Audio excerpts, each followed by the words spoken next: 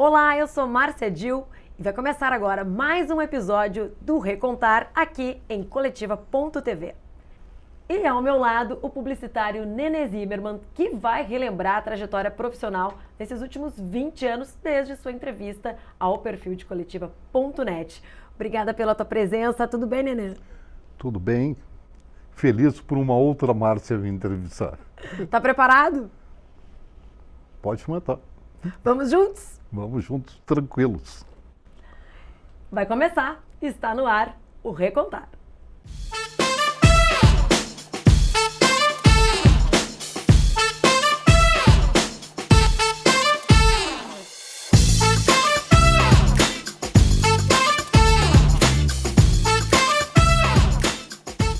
Mas antes de qualquer coisa, eu quero explicar para quem está chegando agora como funciona o Recontar.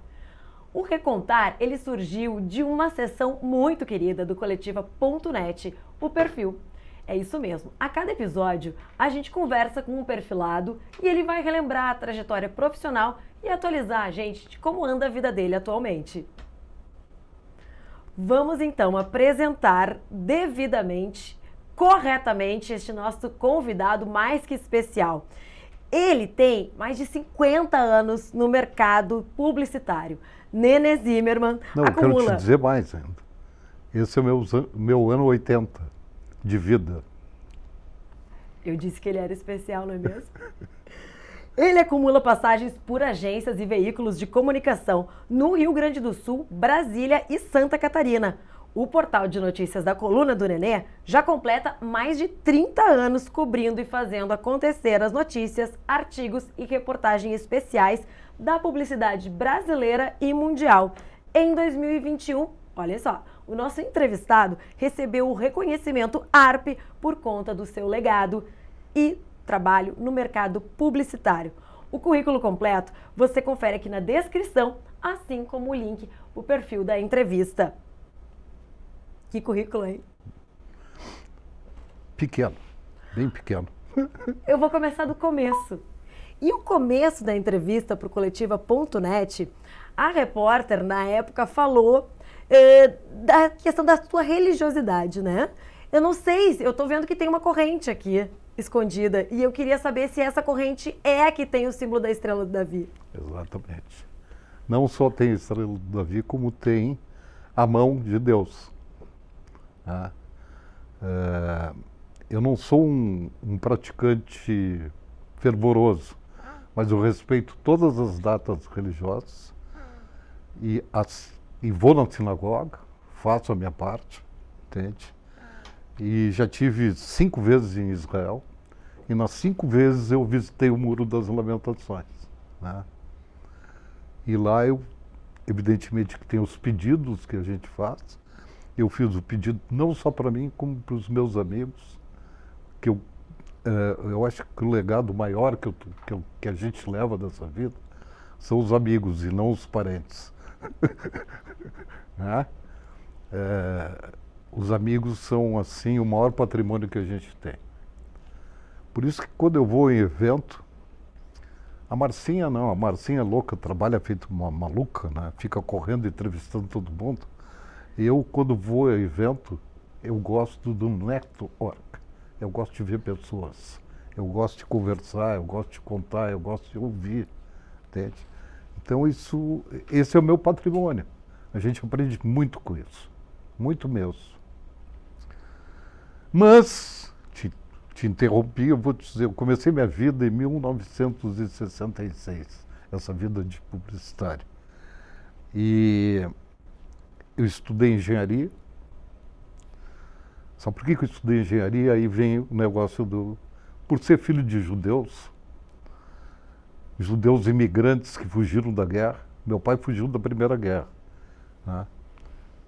Minha mãe também, já no fim da guerra, da Primeira Guerra. E vieram se encontrar no Brasil. Eles sempre tiveram medo de tudo. Então era importante para um filho de família judia ou ser médico ou ser engenheiro. Que esta é a segurança que eles iam ter da vida. E aí eu fui para a engenharia e vi que aquela matemática não era minha, entende? Que aquele cálculo não era meu, etc. E fiz vestibular escondido de economia. Escondido. E só fiz na URGS, né? Porque se tivesse que ir para uma faculdade paga, né? Que na época era só PUC também, eles não aceitariam de forma alguma.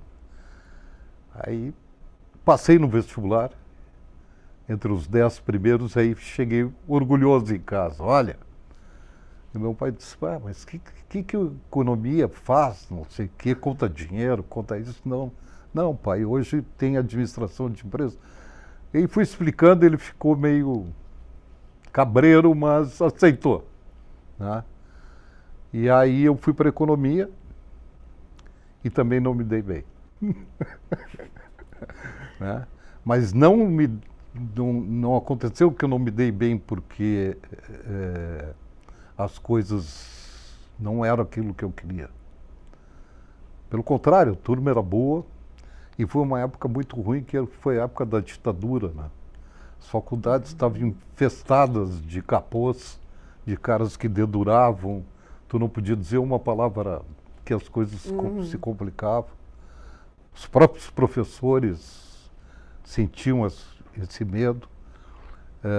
E a economia é uma coisa movimentada, né? Ela te exige tu saber o que é o socialismo, o que é, né? O regime capitalista, o que é isso, o que é aquilo. Então tudo foi muito quietinho, entende? Aí eu resolvi trabalhar. E tinha um primo meu que corria, Enio Sandler. Ele fazia corrida de carro e Porto Alegre, naquela época, tinha corridas de carro pelas ruas de Porto Alegre, né? Tinha a famosa corrida de carro também, Porto Alegre, Capão da Canoa, aquelas coisas todas. E aí ele disse, eu tenho um amigo que trabalha no Jornal do Comércio e ele tem dificuldades de receber e fazer dinheiro com a coluna dele. Vai lá falar com ele. Aí eu fui falar com ele. Ele disse, olha, tu tem que fazer isso e tal. Me ensinou que tinha centímetro, tinha coluna, tinha não sei o quê, aquelas coisas todas, né? E disse, olha, se tu vender, tu tem uma comissão e assim tu vai indo e aí os outros articulistas também vão querer falar contigo. Aí meu pai era muito amigo do José Selwood, que era dono da importadora americana, que vendia a marca Ford, que na época era o top do top, né? Aliás, só existia Ford e Chevrolet, né? Porque o resto, né, não existia ainda. E aí eu me toquei para a importadora americana, meu pai falou com o seu José. E o seu José disse, manda teu guri aí. Eu fui lá, fiquei 1 hora esperando e entrei na sala dele. E como eu estava todo decorado, todo certinho e tal, fiz um papo com ele que eu, né, deixei ele, né? E na sala dele tinha um publicitário, Marcos Fishman, finado Marcos Fishman, que tinha uma das maiores agências de Porto Alegre, que era a Prisma, que tinha conta da importadora americana, que tinha conta da Rainha das Noivas, que tinha conta da Vollens. Pô, o cara, realmente os varejos fortes estavam na mão dele. E eu acabei vendendo e o Marcos me deu o cartão dele e disse assim, vem lá conversar comigo. Gostei de ti, guri.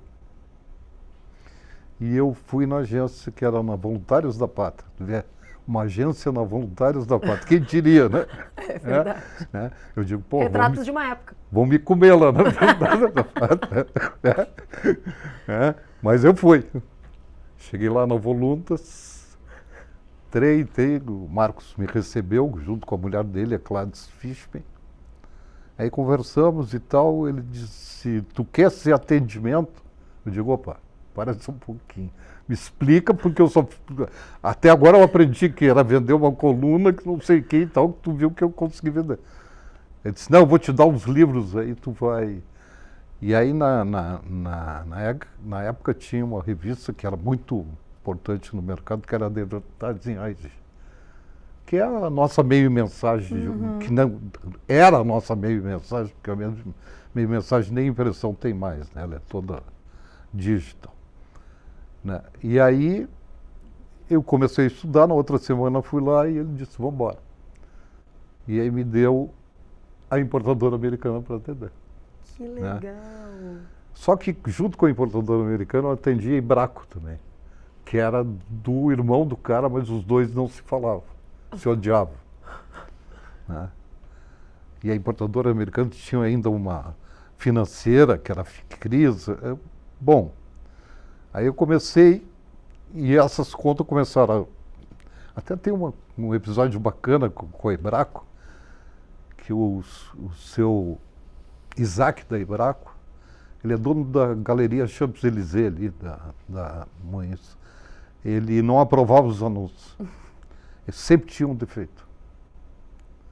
E aí eu disse, vamos começar a fazer erros de português nos textos de rádio, essas coisas todas, e vamos ver se ele se atém a isso.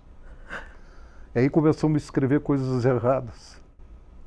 O Marcos achou adorável. Aí eu chegava lá e ele dizia assim, vem cá, esse teu redator não sabe escrever. O que ele está pensando em escrever esquilo com X? O que ele pensa? Né? E aí não O problema esqueci. era o português, não a mensagem. Não, mas esquecia da arte, esquecia de tudo, aprovava, esquecia da mídia, esquecia de tudo que... Né? Um olhar apurado, atento, né? Atento e apurado como na coluna do Nenê. E aí é outro assunto que eu quero trazer, que já foi abordado lá há 20 anos atrás. E aí a gente trouxe ali uma informação tua, tu relata que tu fazia as notícias, né, para o Grupo Sinos, mas que algumas informações, as mais picantes, tu reservava para tua coluna. E aí eu queria saber assim, ó, como é que fica a fama de ser assim meio ácido? Cara, como é que tu lida com isso? Eu cometi a maior cagada da minha vida sendo ácido. Ai, adoro saber dessas coisas, me conta. Eu tinha uma mídia em Porto Alegre que trabalhava na Competence. E essa mídia só atendia Globo. A Competence na época era a agência, né? O João tinha vindo da MPM e trouxe com ele as contas das tintas Renner, né? Azaleia. E aí, quando ela saiu, eu coloquei, o mercado está feliz da vida. Fulana de tal foi demitida. E não contente com essa porcaria, eu disse, cabe à reitoria da PUC também botá-la para a rua como professora. Me custou 80 mil a ação na justiça. Então, hoje, quando eu tenho as notícias ácidas, eu tento né, ser menos maquiavélico como eu fiz, né? Mas eu quero te dizer o seguinte, eu paguei os 80, mas eu não me arrependo até hoje. Né? Foi uma cagada, mas eu não me arrependo até hoje. Claro que me arrependo porque eu tinha sócio, né? E esse dinheiro saiu da empresa que eu... Né? Não saiu do meu bolso, do meu próprio trabalho, né? Porque meus sócios foram solidários comigo. Claro, filhos. Mas conversando contigo, eu fico pensando assim que tem todo um ar assim, né, debochado, essa língua tão solta e até dessa questão do brincando que eu te falei, que não era tão brincando, né, do ácido, tem que sustentar, né? Tem que conseguir sustentar essa tua versão de ti mesmo, né? Como é que tu sustenta ao longo desses mais de 50 anos de mercado de comunicação? Sabe por quê? Eu acho que eu já contei isso para tua xará várias vezes. Esse mercado é um mercado muito ruim. Desculpa, eu vou fazer um pequeno parênteses. Quando o Nenê tá falando da minha xará e da outra Márcia, é a Márcia, diretora do Coletiva.net? Não é a Márcia, minha amiga. Não é a minha diretora. Não é, mas outras vezes foi, né? Não, a Márcia é minha Eu tinha pensado que eu tinha que fazer esse esclarecimento. A Márcia é minha amiga que eu... Cara, eu quero te dizer o seguinte, é uma das... Não porque a gente está no ar aqui, é uma das figuras que eu mais adoro no mercado. Ela tem o meu perfil. Né? Ela realmente é uma mulher com M maiusculão. Né? ela é fodão. Bom, continua contando. Porque eu tinha te falado de como sustentar essa versão ácida, né? Como tu conseguiu ao longo desse tempo. Foi por isso que tu estava falando da Márcia. Desculpa, eu te cortei. Mas eu quero te dizer o seguinte, o mercado pede isso. Entende? Como ele não tem, o mercado é muito falso, ele te dá um tapinha nas costas e diz assim, tu é maravilhoso, mas tu não é maravilhoso. Tá? Então, essa acidez, essas charadinhas e tal, deixam o mercado, né? Eu não sei, sabe que, pensando bem, eu acho que até essa me deu respeito, sabe? Né? Pô, vou ler aqui que o Nenê vai botar hoje. Né? E aí eu fico encuscado desde segunda-feira até sexta, quando é a minha coluna. O que eu vou dizer agora? O que eu vou inventar agora? Né? Por exemplo, essa sexta, aí eu vou voltar para a primeira pergunta da religiosidade. Tem uma sinagoga em Porto Alegre, que é a Síbara, que é a Sociedade Israelita Brasileira, que quebrou o paradigma na América, botando pela primeira vez uma mulher como rabina. Demitiu o famoso Gershenson, que era o místico, o cara que tinha um nome incrível e estava aqui há 20 e poucos anos, e botou essa mulher, uma menina, né, que está estudando para rabinato, que o único curso de rabinato na América está na Argentina. Tem um curso de rabinato. E aí eu não podia botar não posso botar notícia de uma forma, né? Aí eu estou botando. No fim do mês da mulher, alguém teve coragem de valorizá-la. E aí os caras vão me perguntar quem é. Né? Mas aí já não tem sarcasmo, aí tem uma verdade verdadeira. Né? Porque, por incrível que pareça, eu fiquei sabendo nos bastidores que é o Pola, né? Como rabina, né? Ela não é rabina ainda, mas já está nos fins dos estudos. A sinagoga sofreu desfalques de sócios. Nossa. Então, para te ver que a discriminação, ela acontece em qualquer lugar. Né? É impressionante isso. Né? Antes de eu continuar, deixa eu falar para a nossa audiência que o Recontar tem o patrocínio da ARI, Associação Rio Grandense de Imprensa. A gente tem memória, a gente tem história e defende a liberdade de expressão. Afinal, somos a Casa da Comunicação. E também da ARP, a Associação Rio Grandense de Propaganda. Conteúdo, compartilhamento, criatividade e conexões. Vem ser sócio. Eu vou trocar de assunto, porque tem muito mais pra gente conversar. Morador sempre do Bonfim, né? Não. Tive uma época em Santa Catarina. Ah, sim, mas em Porto Alegre. Em Porto Alegre, sempre no Bonfa. Casado com a Beatriz há 56 anos. É isso mesmo. 56 anos. Deixa eu ver uma coisa. 1967. Quanto que dá? 30. Me ajudem, hein? 57. 50... A produção aqui ajudando. 57? 57 anos. Esse momento merece aspas. Não, mas só um pouquinho. Não são só 57 de casamento. Eu comecei a namorar lá aos 11 anos. As minhas aspas vão agora. Comecei a namorar com 11 anos, noivei aos 17, casei aos 21 e estou com a Beatriz até hoje. Orgulha-se Nenê ao dizer que o casamento, naquela época da entrevista, já durava 35 anos. Incrível. E aos 22 fui pai. Incrível. Incrível mesmo. Assim, a nossa relação é uma relação assim... Eu tenho alguns amigos que têm praticamente a mesma idade, então que as mulheres são muito ciumentas, né?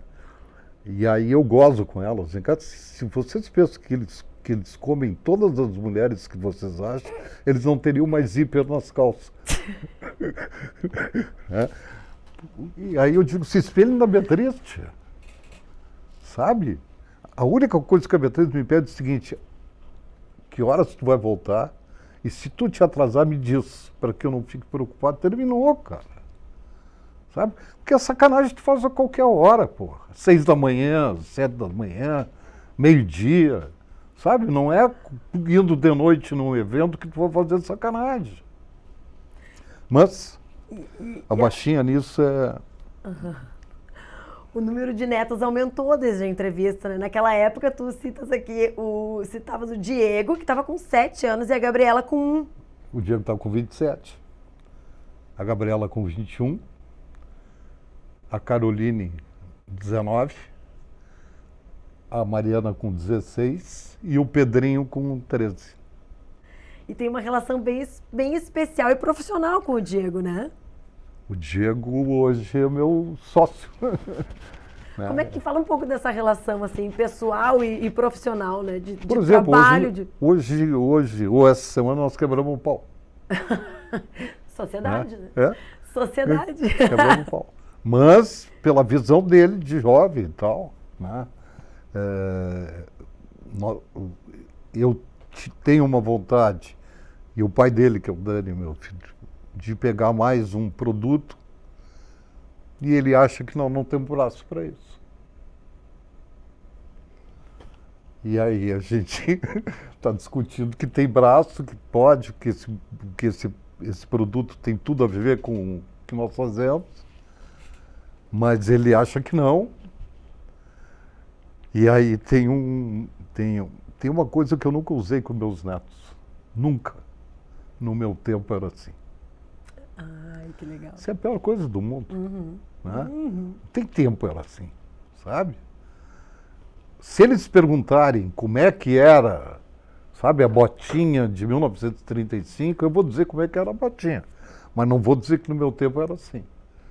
As mulheres se vestiam, ninguém mostrava as pernas, ninguém... Tinha amigo meu que disse, pá, que bom que chegou o verão, agora eu vou poder ver as pernas das gurias. Né? Porque era a única forma, e isso que não existia minissaia, né? Minissaia já era, né? Mas na praia era tudo contido, né? Tinha saída de banho, as mulheres, né? Hoje não tem mais nada disso, né? E como é que fica assim? Tem um legado também, né? Não só de família, mas do profissional, tu vê que, né? que droga, né? Tanto o Diego tirou publicidade, né? Aliás, na banca dele, a única pessoa presente foi a avó dele. Dona Beatriz estava lá.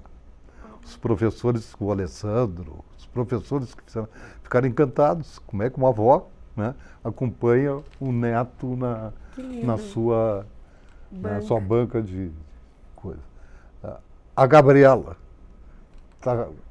depois de fazer gastronomia, encheu o saco, achou que não tem mercado. Eu já acho que tem. Né? Está fazendo publicidade e propaganda. A pequena, a Mariana, quer fazer design, entrou no curso técnico já de design. Então tem uma influência, né? Dizem que não cai longe do pé, né? Naquela época, tu destacou também que tu tinha como hobby ler, né? Ler alguns livros e tinha na tua cabeceira o livro Jack, definitivo, a história do CEO da GM. Ele ficava na cabeceira da tua cama. Ainda é esse livro ou tem algum outro agora? Mudou tudo. Mudou tudo. Fala um pouquinho para nós como é que vai a literatura. Mudou tudo. Cara, eu acabei de ler agora o Nizam, né? Acabei de ler o Greenberg, né? O desinvente dele e tal. Hoje comecei a ler o livro do João Sati, Salto, que está muito bem escrito. Eu te diria que eu estou na literatura moderna. Que ótimo, olha que bacana. Não, e fica de dicas maravilhosas. A gente sempre fala isso aqui no Recontar e no próprio Coletiva.tv. Tem muitos jornalistas recém-formados e estudantes que nos assistem, né? Eu acho muito pertinente essa pergunta para semana passada eu terminei de ler o novo livro do Dado. Ah, legal. Já foi nossa entrevistada aqui também. Já está no ar a entrevista do Dado aí com a Gabi. Com o novo livro dele? Não, ainda não tinha divulgação do novo livro, ainda não tinha. Aliás, ele me cita no livro. Ai, que legal! Ele me cita no livro dizendo que eu teimosamente acabei com as coisas dele. Que eu dizia, cara, não fala mais nisso, chegou, para. Ele dizia, "Para." E aí foi indo. Hoje, e aí ele botou no livro, me agradecendo os meus conselhos. E tu modernizou também, assim, filmes, séries, documentários. Como é que tá o gosto? Coisas mais atuais, gosto de Sabe ver? que Marcinha, permite chamar de Por Marcinha, favor. sabe que Marcinha, essa guerra me fez mal. Né? E eu estou vendo muito filme de guerra, muito filme de depoimento. Vi o filme do Einstein, vi o filme do Rabin, eu estou vendo os depoimentos de caras que foram primeiros ministros, e para entender essa coisa toda, porque só a história, só o Império Auto-Romano, não sei o quê, o Burco do Nosso, isso não entra na minha cabeça. Então eu quero saber por que tudo isso, entende? Onde que um lado errou, onde que o outro lado acertou. Quero te dizer desde já o seguinte, eu sou a favor do Estado palestino. Entende? Ele tem que existir. Né? Assim como Israel tem que existir. Entende? Mas, enquanto existir o radicalismo, e o radicalismo é pertinente aos dois lados. Aos dois lados. Né? Tu falasse até falando de Israel, comentasse no início da nossa conversa sobre as tuas viagens, né, idas a Israel. E um assunto abordado também foi esse, né, na entrevista de 20 anos atrás. E ali, naquela época, tu falava que tu estava com um plano, um roteiro de viagem de 90 dias para a Europa no ano seguinte. E eu queria saber se esse roteiro foi feito. Fiquei em Israel. Fui, fiz um roteiro maravilhoso e acabei 60 dias em Israel. Né? Na minha viagem a Israel, eu acabo fazendo imersões também, com startups, com as coisas todas. Né? E conhecer os institutos e tal. Então, é muito bom. Né? E outra coisa, Israel te dá, principalmente Tel Aviv, entende? Que é a capital. Ele é uma Nova York, entende? Tu encontra o mundo ali. O ano passado eu fui, mas foi um tiro curto, que foi para a formatura da minha neta de 19 anos, que é a Caroline, que fez o High School em Israel, uns 3 anos. E aí eu fui para a formatura, e a formatura foi praticamente... Foi em agosto, em outubro começou a guerra. Né? E foi espetacular também com ela, como ela domina o hebraico com uma facilidade incrível, eu pude ver outras coisas também que me interessavam. E até dividi isso com o Nelson Sirotsky, que o Nelson tinha feito uma viagem pela Globo para Israel para fazer uma imersão. Aliás, o grupo de mídia de São Paulo, o grupo de mídia Brasil, ia a Israel para fazer um processo de inovação dos mídias. E coincidiu da guerra e eles estão indo a Singapura agora, em vez de ir para Israel. E eu dei muitas dicas para o grupo de mídia de São Paulo, para os lugares que eles deveriam conhecer. Mas é uma pena tudo isso. Tu vê, eu tive... Aí a maior voltou, 19 anos, e a Mariana foi. Só que a Mariana nós tivemos que resgatar. Nossa! Porque ela chegou ali quando a guerra estourou. Minha nossa.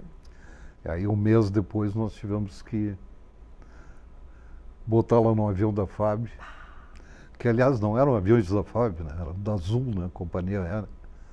Né? E ela voltou e, na realidade, durante um mês ficou sem falar conosco, brava, que gostaria de ficar lá, porque ela disse que nunca, ela só tinha ido uma vez no bunker, né, com foguete, não sei o quê, e que lá não ia acontecer nada, porque a escola são 3.000 alunos do mundo inteiro. Bah. É a mesma escola onde estudou a irmã dela. E de vez em quando ela ainda me dá umas porradas. Povo, o que eu estou fazendo aqui? Né? A gente, às vezes, tem que tomar decisões muito difíceis, né? Foi muito difícil. Muito difícil mesmo. Principalmente quando elas envolvem o coração, assim, porque é família, né? E a prova é o seguinte, Marcinha, as roupas dela estão todas lá. Ela só veio com uma malinha. Bah. Não teve gente ainda que a gente pudesse pedir para trazer as roupas dela.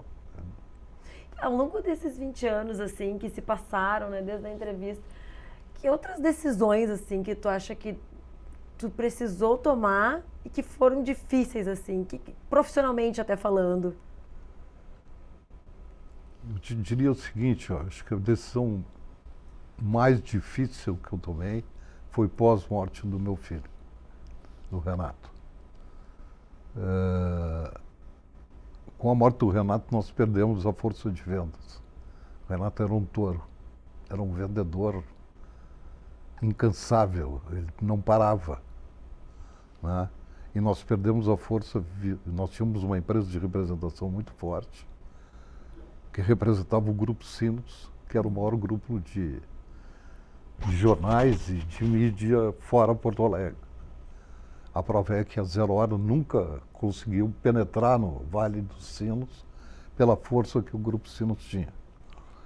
E nós estávamos há 16 anos, 17 anos junto com o Grupo Sinos e nós tínhamos um faturamento superior a uma TV Bandeirantes, uma TV SBT, de tanto que a gente conseguia, nós éramos representantes no Brasil inteiro. E perdemos essa força. E aí, e outra, eu também perdi força. Né? Meu filho, o Dani, era um administrativo, ele não tinha. E aí a empresa começou a... Aí veio a bancarrota, né? Eu digo, fecha.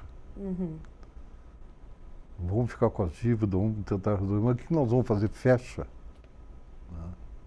Então foi uma decisão muito, muito, muito difícil. Uma sede maravilhosa, tudo era muito... Mas são os percalços da vida, né? Os lutos, né? Luto nesse caso ainda. Sinto muito. Para finalizar aqui, no final da entrevista também, a gente falava assim, para lutar por nossos objetivos, não precisamos apelar para a insistência. Devemos convencer, seja quem for, de que o caminho desejado é o rumo certo. Aspas do Nenê. E a minha pergunta hoje é, tu considera que trilhou o caminho desejado? Não ainda. Tenho muitas ambições ainda. Fim, né, gente? O que mais eu vou dizer? Vou perguntar. Nenê, obrigada. Obrigada, que privilégio, que prazer poder conversar contigo. Privilégio todo meu. Meu mesmo. Muito, muito, muito As obrigada. Marcinhas são boas. A gente vai ficando por aqui e eu vou lembrando vocês de curtir, comentar e compartilhar. Até o próximo programa.